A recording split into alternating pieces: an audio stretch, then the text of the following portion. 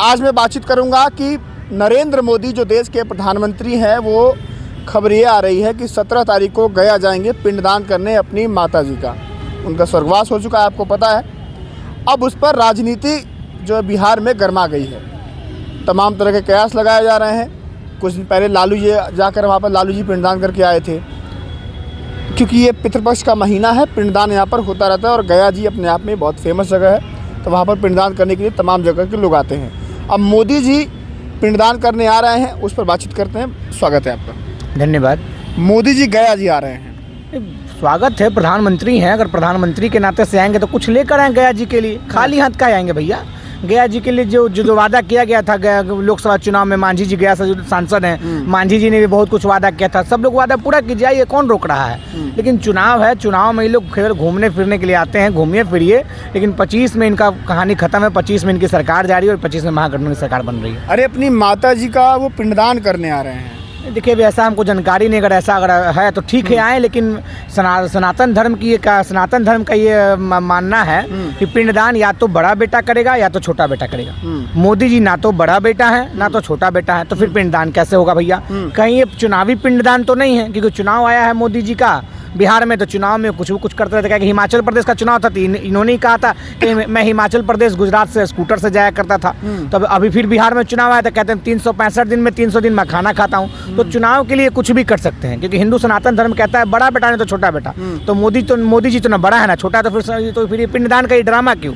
और इनके बड़े भाई ने जहाँ से ये सांसद है बनारस से, वहाँ अपनी माता जी का पिंडदान कर चुके हैं। जब पिंडदान कर रहे थे मोदी जी चुनावी रैली को संबोधित कर रहे थे, उस समय उनको जाना नहीं था, क्योंकि वहाँ चुनाव नहीं था। चुनाव था बेंगलोर में, तो बेंगलोर में यात्रा कर रहे थे, रैली कर रहे थे। अब बिहार में चुनाव है और पितृपक्ष का महीना है, तो महीना का फायदा उठा के पिंडदान का ये ड्रामा कर रहा है। ऐसा कोई फायदा उड़ा होने नहीं। और हिंदू धर्म कहता है कि पिंडदान में पति पत्नी दोनों शामिल होगा। मोदी जी के पास तो उनकी पत्नी है नहीं।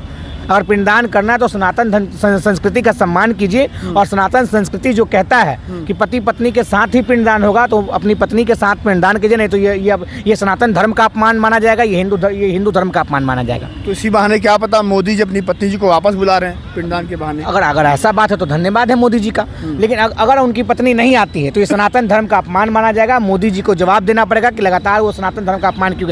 खैर, मोदी जी ने अपने आप को खुद को कहा है कि मैं पठान का बच्चा हूँ, तो उनसे ज़्यादा उम्मीद रखना भी बहुत गलत है। हम उनसे ज़्यादा उम्मीद नहीं रखते। लेकिन अगर पिंडदान कर रहे हैं तो अपनी पत्नी को जरूर लाइएगा, क्योंकि ये संस्कृति हमारी है और हम अपनी संस्कृति के साथ खिलवाड़ होने नहीं दे सकते। जो व्यक्ति भारत के हिंदुओं के लिए लगातार संघर्ष कर रहा है, सनातन धर्म, भाजपा लगातार हिंदू करती है, वो लगता है कि वो व्यक्ति सनातन धर्म का अपमान कर देगा। कहाँ हिंदुओं के लिए संघर्ष कर रहा है भैया? अभी कुछ दिन पहले होली और ईद साथ में था। ईद में सौगाते मोदी मिला और होली में सौगाते मोदी क्यों नहीं मिला? ईद में हमारे मुसलमान भाइयों को सेवई क्या क्या दिए आप, और 4 दिन पहले होली था, आपने क्या दिया? अभी जम्मू कश्मीर में माना जाता है मुसलमान बहुल इलाका है, वहाँ आप कहते हैं कि ईद में हम 2 सिलेंडर फ्री देंगे, तो बिहार में सिलेंडर फ्री क्यों नहीं दे रहे हैं भैया? बिहार में जाइए, पटना में दीजिए। आप कहते हैं किशनगंज में घुसपैठिया घुस रहा है, तो फिर पटना में क्यों नहीं घुस रहा भैया? आप कहते हैं कि मुसलमानों को ये सीए 3 ट्रिपल तलाक लेकर आए, उनकी पत्नियों को ये अधिकार दे, तो फिर आप अपनी पत्नी को बिना तलाक दिए छोड़, तो फिर हिंदुओं के लिए वो कानून क्यों नहीं लेकर आ रहे हैं भैया? ये केवल हिंदुत्व के नाम पे डरामा करो और हिंदुत्व का सट्टा ही करो। आप देखिए ना, बेरोजगारी का डाटा निकालिए, कितना हिंदू बेरोजगार है और कितना मुस्लिम बेरोजगार है। सबसे ज़्यादा हिंदू बेरोजगार है। आप अपराध का डाटा निकालिए, सबसे ज़्यादा अपराध में हिंदू है, क्योंकि उनको रोजगार नहीं मिला, इसलिए वो अपराध के क्षेत्र में जा रहे हैं। तो सरासर हिंदुत्व को बदनाम करने वाले प्रधानमंत्री हैं। आप बताइए ना भैया, महाराष्ट्र में कुछ दिन पहले चुनाव था, उर्दू टीचरों का पैसा बढ़ा के 8,000 से 16,000 कर दिया गया। संस्कृत टीचरों का पैसा क्यों नहीं बढ़ाया गया?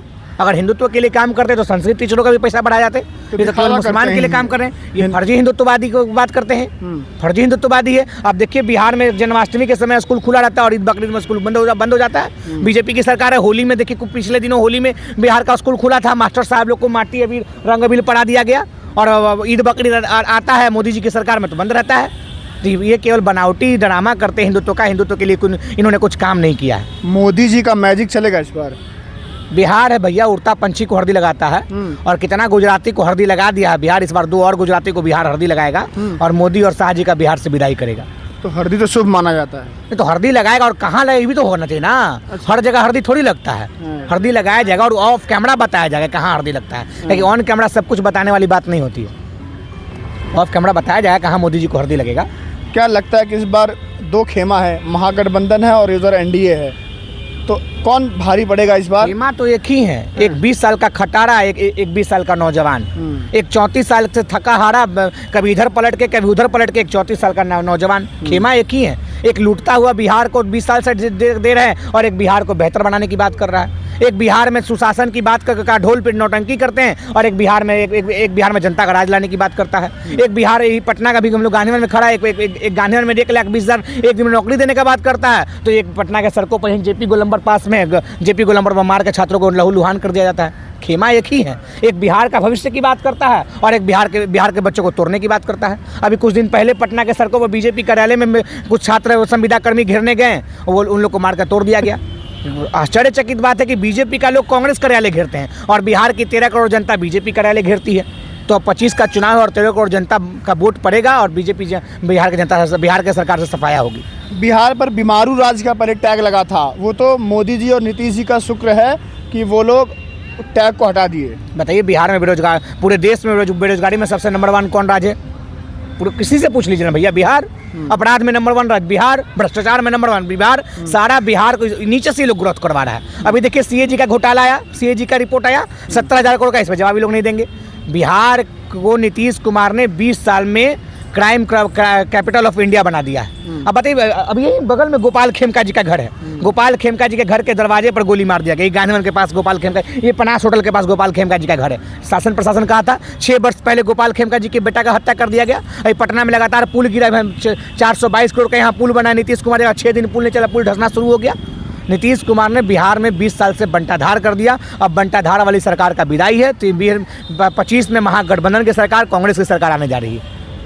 बीजेपी के लोग कह रहे हैं और जेडीयू के लोग कह रहे हैं कि मोदी जी गया जी आ रहे हैं, तो इस बार जो विपक्ष के तमाम पार्टियां हैं उनका पिंडदान हो जाएगा। पिंडदान तो लालू जी ने जाकर कर दिया। बिहार का जो बुराई है, बिहार का जो भ्रष्टाचारी लोग की है, उसका पिंडदान लालू जी ने अपनी पत्नी के साथ जाके किया है। कि पिंडदान असल में पत्नी के साथ होता है, पिंडदान पत्नी के साथ होता है और लालू जी अपनी पत्नी के साथ जाकर पिंडदान कर दिए। अब मोदी जी आकर ड्रामा करेंगे, चुनावी राजनीति है तो ड्रामा करते रहिए। अगर पत्नी आती है तो अच्छी बात है, नहीं आएंगे तो भाई सत्य सनातन धर्म का, सांस्कृतिक धर्म का, हमारी संस्कृति का अपमान कर इसका जवाब मोदी जी को देना पड़ेगा। तो हिंदू मोदी से नाराज जाएगा? हम नाराज है, हम भी हिंदू हैं। अब हमारे लिए सौगातें मोदी नहीं लाते और मुसलमान समाज के हमारे भाइयों के लिए सौगातें मोदी लाते हैं।